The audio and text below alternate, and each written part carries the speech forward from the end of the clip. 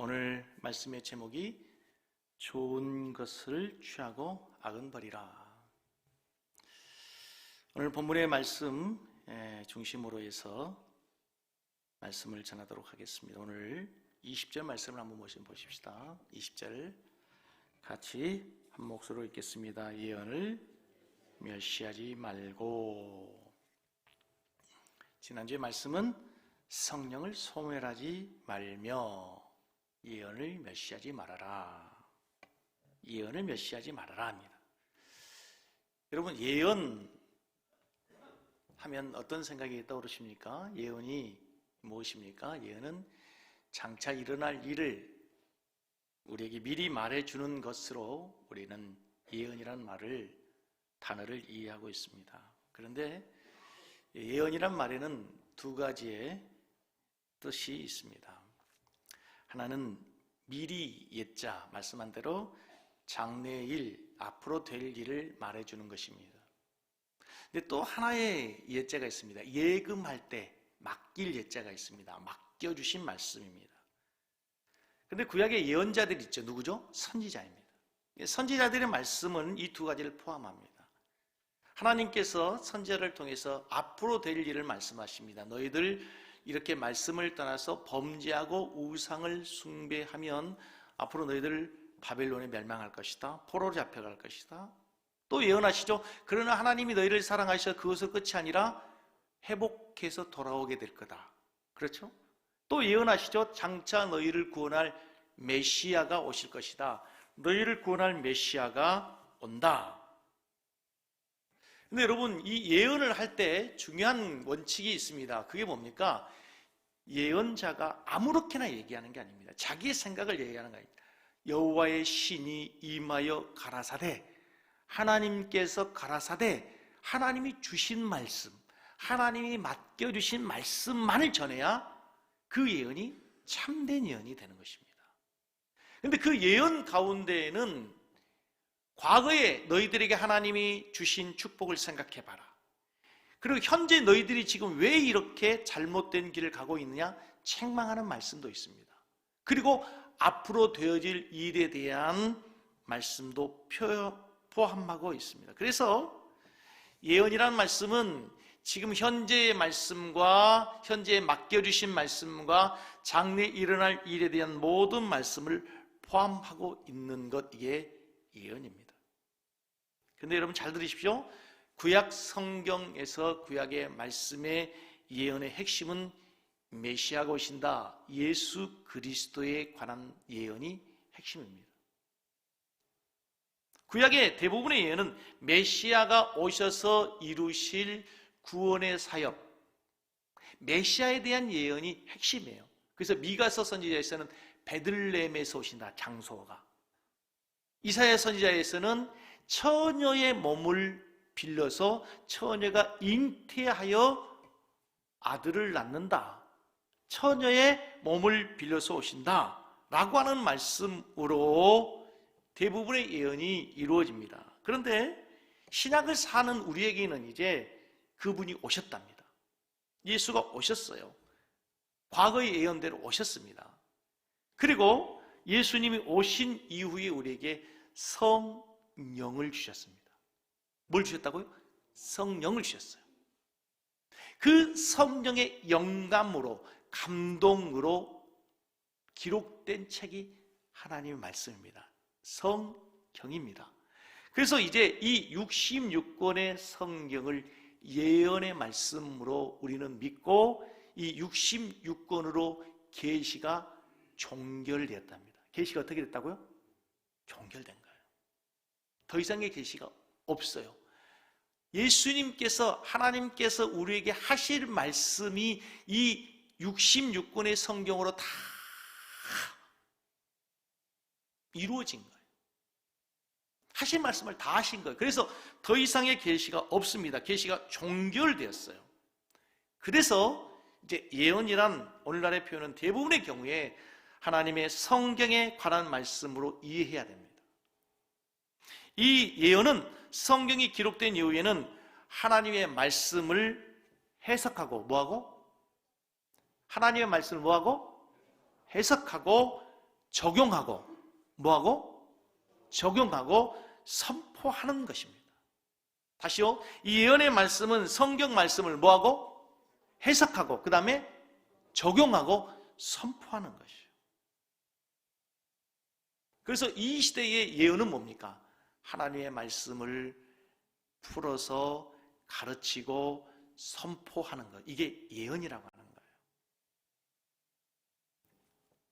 그런데 문제는 이 말씀은 항상 성령님과 함께 역사해요.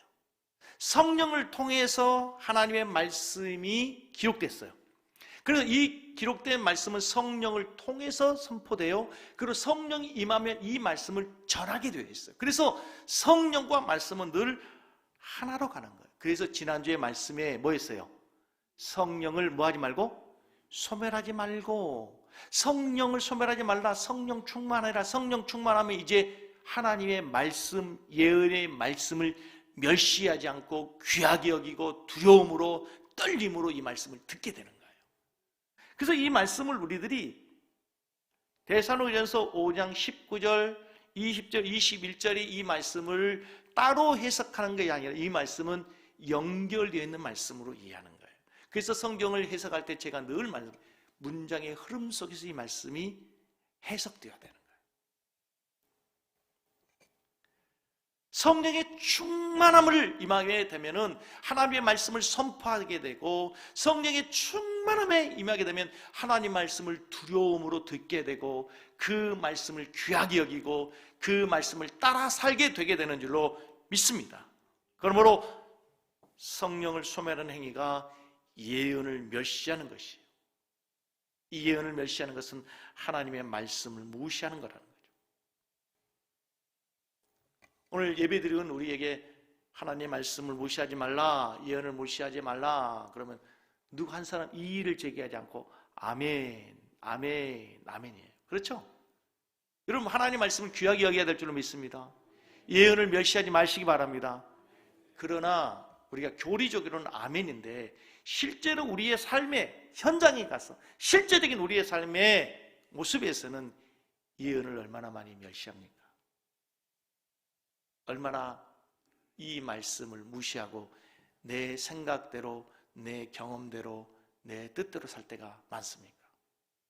오늘 이 예언의 말씀을 멸시하지 말고 이 말씀을 읽을 때 여러분 얼마나 이 말씀 앞에 뜨끔하고 아이고 내가 예언의 말씀을 멸시했네 찔림을 받는 사람이 과연 몇 명이나 됩니까? 우리는 그동안에 이 예언을 멸시하지 말고 말씀을 들을 때 나와 상관없는 말씀으로 들을 때가 얼마나 많았습니까? 예언을 멸시하지 말고 이 말은 기록된 하나님 말씀, 선포된 하나님 말씀, 나에게 들리는 이 하나님의 말씀을 두려움으로 떨림으로 말씀을 순종하고 살라는 말씀이에요. 교리적으로는 하나님의 말씀이라고 믿지만 실제로 우리의 삶에서는 이 말씀을 무시할 때가 얼마나 많은지 모릅니다. 조국 교회의 모든 약함과 질고의 핵심은 이 예언의 말씀을 멸시하는 거예요. 하나님의 말씀을 말씀으로 듣지 않는 거예요. 하나님의 말씀을 무겁게 두려움으로 듣지 않는 데 있다는 거예요. 서구 교회의 치명적인 멸망의 이유를 뭐라고 생각하냐 물으면 대부분 다 다음 세대들을 잘 양육하지 못했기 때문이라 말합니다. 물론 일부분 맞습니다. 그러나 우리가 교회 역사를 공부하고 교회사를 공부할 때 내린 결론이 있었습니다. 그게 뭐냐면 다음 세대를 바르게 양육하지 못한 것도 물론 큰 책임이 있지만 원인이지만 더 중요한 더 결정적인 계기가 유럽의 교회는 중세 시대까지는 이 하나님의 말씀은 절대적이었습니다. 하나님의 말씀은 인간이 판단하고 인간이 결정하고 하는 것이 아니라 절대적인 하나님의 선이고 기준이고 그래서 그 말씀은 오직 순종의 대상이었습니다. 그런데 르네상스 시대, 계몽주의 시대가 오면서 인간의 이성을 중요시 여기면서 이제 이 하나님의 말씀을 인간의 이성으로 난도질하기 시작합니다.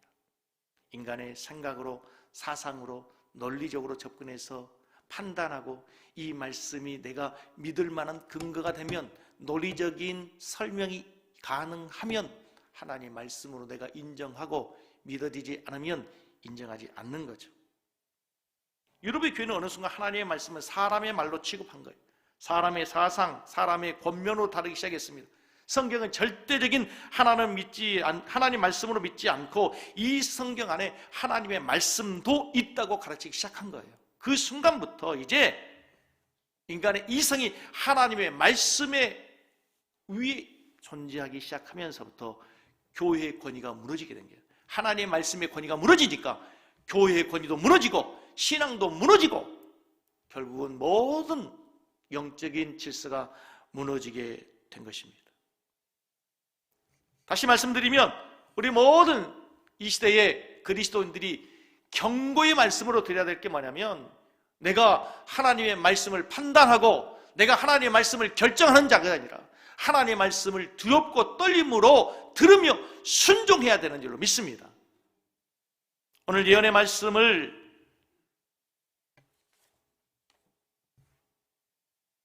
멸시하지 말아라 라는 말씀을 들을 때 다시 한번 우리가 하나님의 말씀의 권위를 인정하고 하나님 말씀 앞에 더 겸손함으로 나가는 여러분 되기를 주의 이름으로 축복합니다. 우리가 하나님의 말씀을 지키지 못할 때 늘 핑계에 대는 성경 구절이 있어요. 마음은 논의로되 육신이 약하여서. 그 말씀은 그때 쓰는 게 아니에요.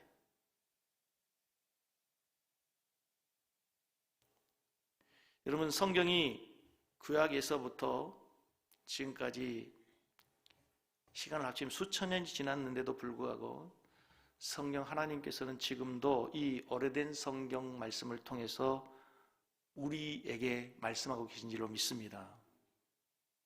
이 귀한 성경을 가지고 오늘 여러분들에게 하나님이 말씀하시는 게 설교예요, 설교. 그래서 우리 개신교의 가장 중요한 신앙 핵심은 하나님의 말씀에 있다고 믿는 게 바로 거기에 있어요. 이 예언의 말씀을 멸시하지 마시고 이 말씀을 더욱더 두렵고 떨림으로 겸손함으로 늘 무겁게 받아들이는 우리 성도 되기를 다시 한번 간절히 주의 이름으로 축복합니다. 오늘 본문 말씀에 계속되는 말씀 21절과 22절 말씀을 보시면 이렇게 되어 있습니다. 같이 한번 읽겠습니다. 범사해하려 좋은 것을 취하고 악은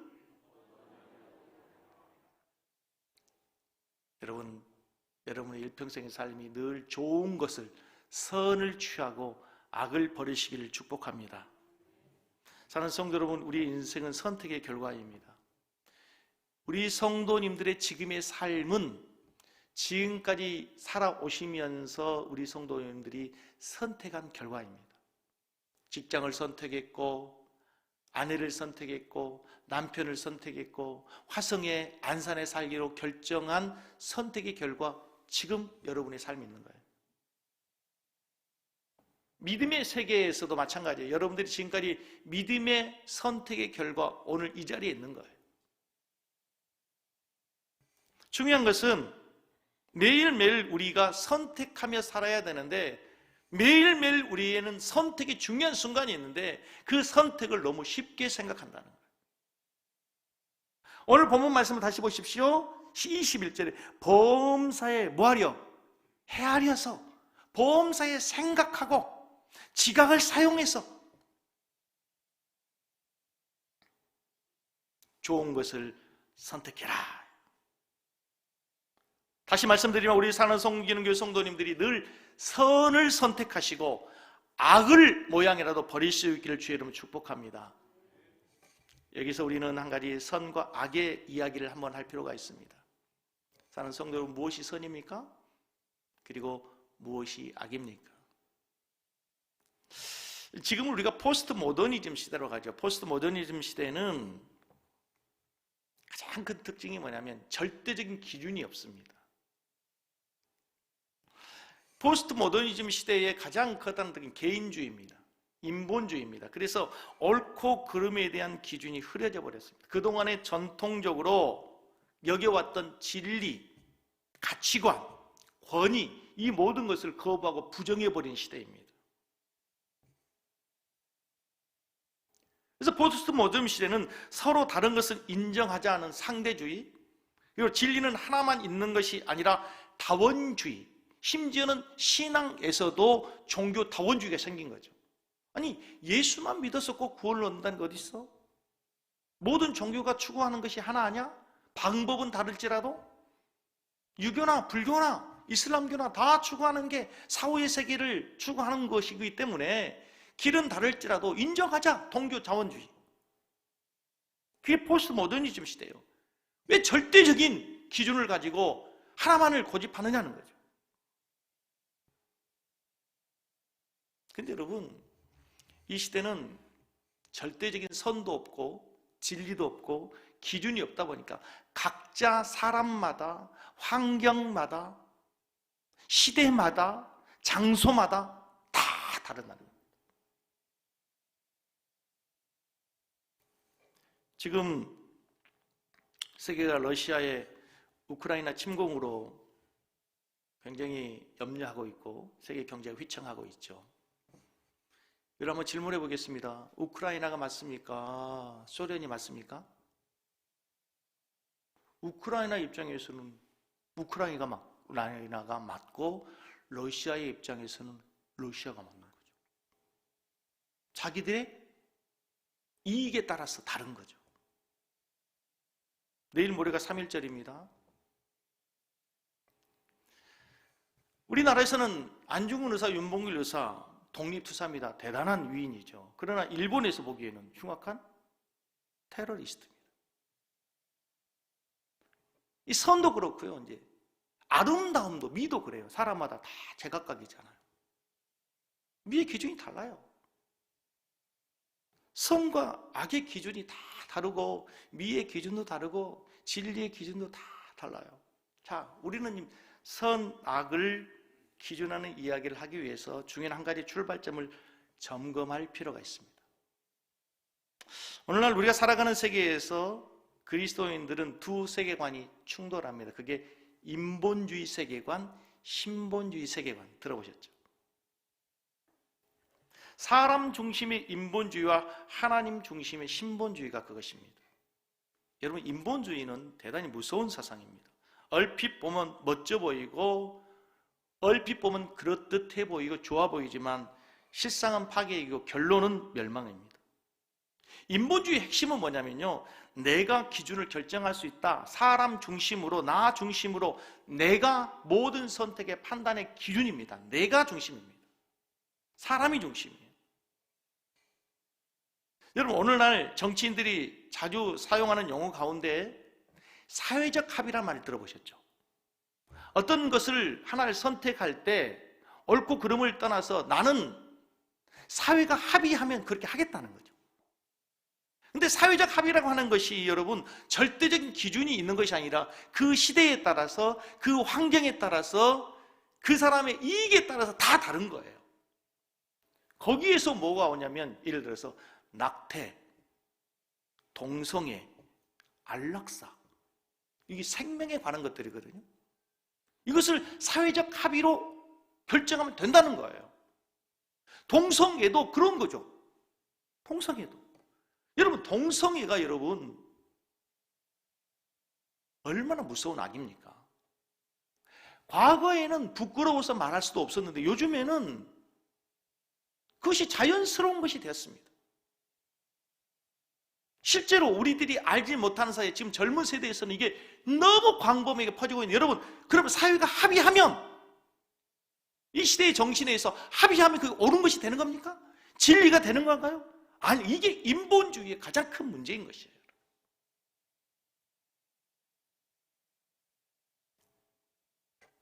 낙태도 마찬가지죠. 합의하면 되는 겁니까?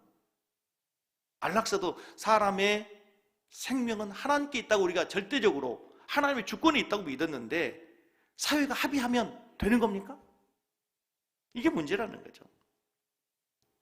여러분, 동성애자들 하는 얘기는 성결정권이 자기에게 있다, 이런 말 들어보셨죠? 여러분, 사람이 태어나면서부터 내 의지와 상관없이 태어나면서부터 결정된 것이 있습니다. 부모, 내가 선택할 수 있습니까? 그러면 자기 결정권에 의해서라고 한다면 내가 부모 마음에 안 드니까 나 부모 안 할 거야 한다고 부모가 안 됩니까? 형제, 내가 마음에 안 들어 늘 나에게 소리를 끼쳐 내 결정권에 의해서 형제 일을 하지 않겠다고 사회적으로 합의하면 내가 선언하면 되는 겁니까? 성도 마찬가지라는 거죠. 부모를 결정할 수 없는 것처럼 형제를 결정할 수 없는 것처럼 내가 태어나 보니까 황인종이야, 태어나 보니까 대한민국 사람이야, 태어나 보니까 내가 남성이야, 어쩔 수 없는 거예요. 이것은 자기 결정권이 아니라 태어나는 순간 자기 의지와 상관없이 결정된 거예요. 결정된 거. 성이 그런 거잖아. 내가 남성인데 난 여자가 되고 싶다는 거잖아요.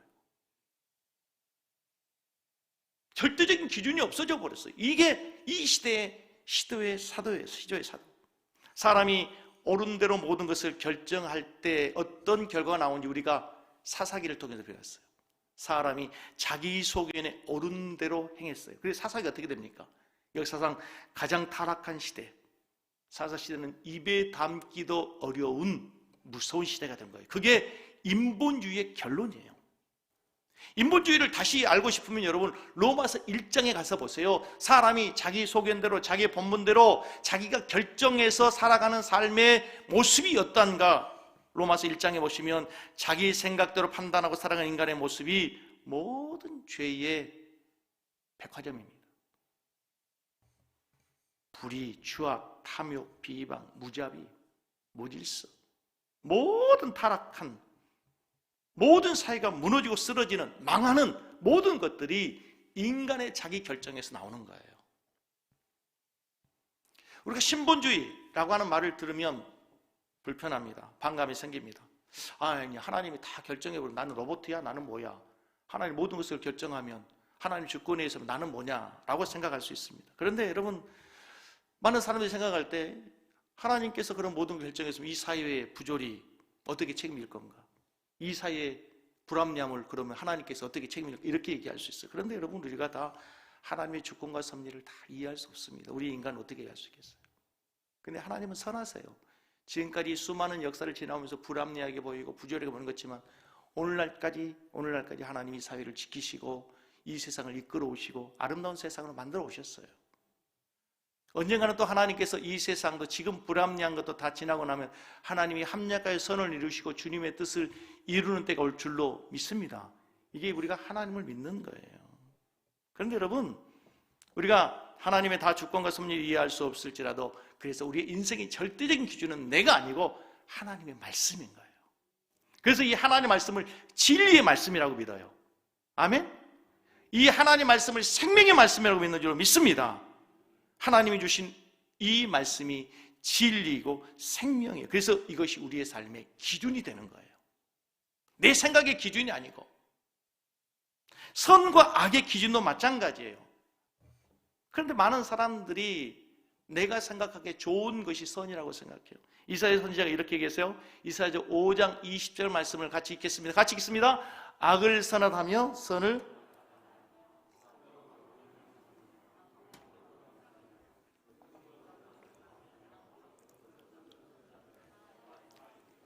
그 옛날 이사야 선지자가 경고했어요. 악을 선하다 하지 말아라. 흑암으로 광명을 삼지 말아라. 쓴 것을 단 것으로 삼고 단 것으로 쓴 것을 삼는 자들은 화가 있다. 말세에 이렇다는 거예요. 사람들이 악한 것을 선하다, 선한 것을 악하다 얘기하고 쓴 것을 단 것이다, 단 것을 쓴 것이라고 하나님의 섭리를 부정하는 악한 세대를 이미 선지자가 예언했어요. 자, 그럼 다시, 그럼 여러분 선이 무엇입니까? 선은 하나님이 선이십니다. 할렐루야. 선하신 분은 하나님밖에 없어요. 선은 하나님이세요. 마태복음 17장 19절 말씀에 예수님께서 친히 말씀하십니다. 같이 읽겠습니다. 예수께서 이르시되 어찌하여 선한 일을 내게 묻느냐? 선한 일은 오직 한 분이시니라. 내가 선한 분은 한 분이세요. 선한 분은 누구세요? 하나님 한 분만이 선이십니다. 아멘? 믿으십니까? 자, 그래서 선은 무엇이냐? 우리 인간이 살아가면서 선이 뭐냐? 하나님이 선이기 때문에 하나님을 가까이 하는 것이 선이에요. 하나님으로부터 점점 멀어지는 것이 악이에요. 자, 다시 한번 질문할게요. 저 좀 보세요. 중요한 얘기인데요. 인간이 타락하기 전에 죄가 없었어요. 인간이 타락하기 전에 선이 있었습니까? 악이 있었습니까? 타락하기 전에 선과 악이 존재했습니까? 제가 조금 전에 얘기했잖아요. 선이 뭐라고 그랬어요? 하나님이 선이라고 그랬잖아요. 인간이 타락하기 전에 선악과가 있었잖아요. 선악과. 타락하기 이전에 선악과가 있었어요. 그래서 선은 뭐냐면 하나님이 선이에요. 그래서 하나님께 속한 게 선이에요. 선악과는 과일 나무라기보다도 하나님의 뜻에 순종하고 하나님께 속하면 그게 선인 거예요. 근데 떠나가면 악이에요. 그러면 죄가 뭐냐면 하나님이 좋아하는 것을 멀리하고 하나님이 싫어하는 악한 것을 내 행동으로, 내 말로, 내 마음으로 표현되면 그게 뭐가 되는 거예요? 죄가 되는 거예요. 그러니까 인간의 타락 이전에 선과 악은 존재했어요. 죄는 없었어요. 그러나 타락하면서 뭐가 생긴 거예요? 죄가 생긴 거예요. 죄가. 이것이 오늘날 우리에게도 똑같아요. 늘 하나님은 선한 분으로 존재하고 계세요. 선이세요. 근데 내 삶에서 하나님을 택하지 않고 하나님 아닌 다른 것을 택하는 순간 우리는 하나님과 멀어지면서 뭐가 되는 거예요? 악이 되고 죄가 되는 거예요. 그래서 좋은 것을 택하라는 말은 간단하게 뭐예요? 하나님을 택하라. 하나님을 가까이 하라. 아멘. 간단해요. 좋은 것을 택하라는 건 다른 게 아니에요. 하나님을 택하라. 하나님을 가까이 하라. 악은 모양이라도 버리라. 하나님을 떠나고 하나님을 멀리 가고 하나님이 싫어하고 하나님이 기뻐하지 않는 것은 모양이라도 버리세요.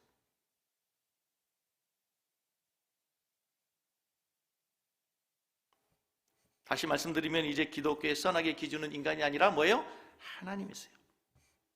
선은 다른 게 아니에요. 하나님을 좀 더 가까이 가려고 하는, 하나님의 말씀을 좀 더 지키려고 하는 몸부림, 애씀, 노력, 열심, 이게 우리가 행하는 선이라는 사실을 믿으시길 바랍니다. 오늘 본문 말씀에서는 범사에 헤아려 좋은 것을 취하라 그래요. 범사에 헤아려서, 이것을 말하는 생각해서, 다른 말로 너희들이 체험해 보고 난 결과 옳은 것을 선택해라. 사랑하는 성도 여러분, 우리 섬기는 교회에서 신앙생활 우리 모든 성도님들이 믿음이 성장하고 영적으로 더 깊은 은혜를 경험하는 좋은 것을 취하는 지혜로운 성도들 되기를 주의 이름으로 축복합니다. 하나님을 선하다 그랬습니다. 선한 분은 한 분밖에 없다 그랬습니다. 그래서 하나님께 가까이 가는 예배, 기도, 찬양, 셀 모임, 봉사, 내가 직분을 감당하기 위해서 기도하는 이 모든 것이 좋은 것이에요. 선한 것이에요. 여러분, 사람의 눈에 보기에 좋은 것이 선이 아닙니다. 창세기 아브람과 롯의 이야기를 보면요, 아브람의 소유물이 많아졌어요. 양떼들이 많아졌습니다. 조카 롯의 양떼들이 너무 많았어요. 그래서 이제 양떼를 몰고 다니는데 목초지가 부족하죠. 그래서 종들이 서로 자기 양들을 좋은 꼴을 먹이기 위해서 다투고 싸우니까 아브람이 조카 롯에게 이야기합니다. 내가 우하면 내가 좌하고 내가 좌하면 내가 우하겠다. 내가 먼저 선택해라. 그랬더니 성경 말씀을 보시면 롯이 요단 동편 소돔 땅을 선택합니다. 이유가 뭐냐면 여호와의 동산과 같았다 그럽니다. 푸른 초지가 많고 물이 풍성하고, 그런데 그것은 소돔 땅이에요. 죄악이 관영한, 영적인 믿음의 눈으로 보면 그것은 하나님의 멸망, 하나님의 심판이 임박한 곳이었어요. 그런데 사람의 눈에 보기에 여호와의 동산처럼 좋게 보였어요. 반대로 롯이 선택하지 않는 가나안 땅은 험한 산지가 있어요. 그 땅은 가나안의 7 족속들, 무서운 족속들이 거하게 될 땅이에요. 그러나 그 땅은 장차 하나님이 이스라엘 백성들에게 주실 젖과 꿀이 흐르는 약속의 땅인 거예요. 지금 무슨 말씀을 하냐면, 여러분, 사람의 보기에 좋은 것이 꼭 좋은 게 아니에요.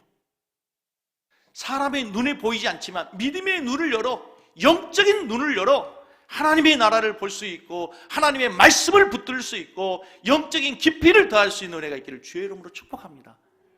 그것을 선택하는 것이에요. 그것을 선택하는 거예요. 그것을 선택해야 되는 거예요.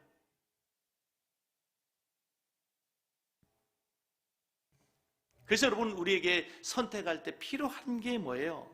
믿음의 눈이에요. 자, 똑같은 얘기인데 여러분 마리아와 마르다 이야기를 잘 아시죠?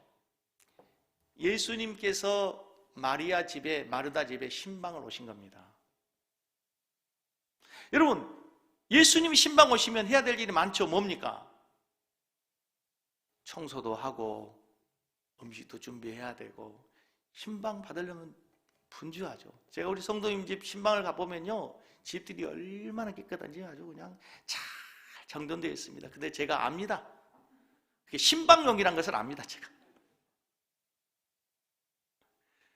저희 집에도 누가 좀 신방용 왔으면 좋겠어요.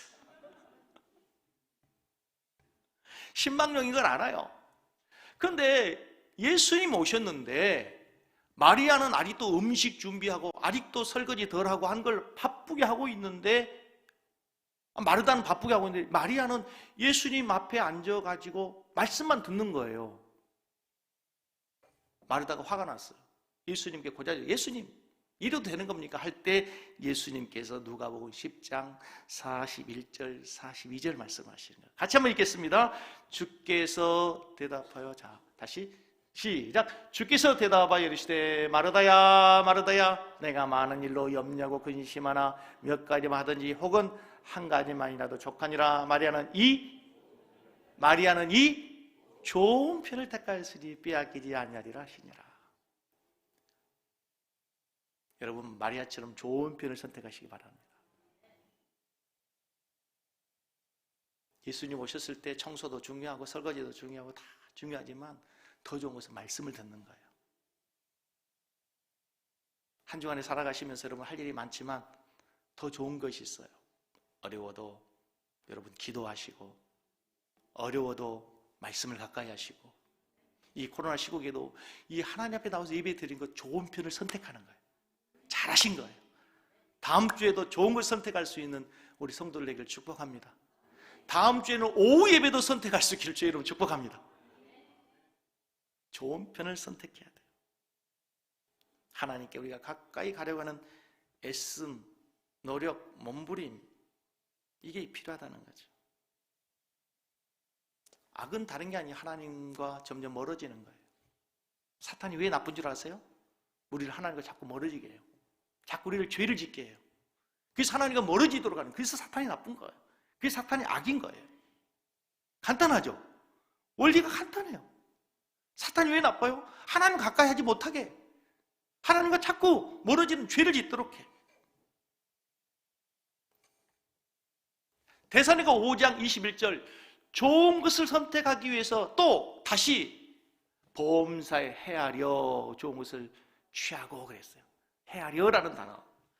근데 여러분, 우리가 생각하고 판단하고 또 판단했는데 결과가 좋은 것이 아니라 나쁜 것을, 옳은 것이 아니라 틀린 것을 선택할 때가 있습니까, 없습니까? 너무 많아요. 우리는 판단이 오류가 많아요. 우리의 지성이 완전하지 못하기 때문에 타락한 지성을 가지고는 완전한 선택이 어려워요. 그래서 여러분, 이 말씀이 19절에서부터 시작되는 거예요. 19절에서부터. 19절 말씀이 뭐예요? 성령을 소멸하지 말고 그랬죠. 성령을 소멸하지 말고. 성령을 소멸하지 말란 말씀이 무슨 말이에요? 성령 충만해라는 말씀 있잖아. 그 성령 충만하면요, 여러분 이건 경험을 해봐야 돼. 내가 모르는 말을 해. 성령 충만하면 내가 선택할 수 없는 것을 선택을 해.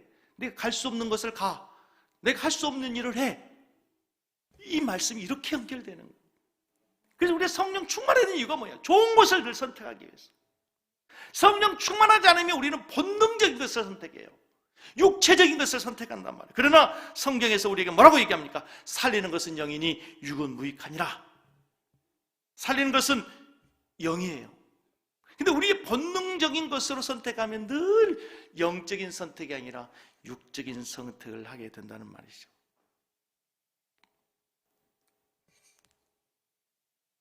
성경에서 우리에게 버려야 될 것들이 너무 많아요. 성경 말씀이, 율법이 얼마나 하나님 말씀이 많습니까? 버려야 될 것들을 너무나 많이 알고 있지만 우리가 성경 두 구절만 보겠습니다. 갈라디아서 5장 19절부터 보겠습니다. 갈라디아서 5장 같이 있습니다. 시작! 육체의 일은 분명하니 곧 더러운 것과 호색과 우상 숭배와 주술과 원수 맺는 것과 분쟁과 시기와 분냄과 당기는 것과 분열함과 이단과 투기와 술취함과 방탕함과 그와 같은 것들이라. 전에 너희에게 경계한 같이 경계하노니 이런 일을 행하는 자들은 하나님의 나라를, 이런 것들은 바래라. 그러면서 이제 성령의 열매, 이런 것들을 너희들이 취해야 되고 앞에 있는 육체의 것들을 버려야 된다.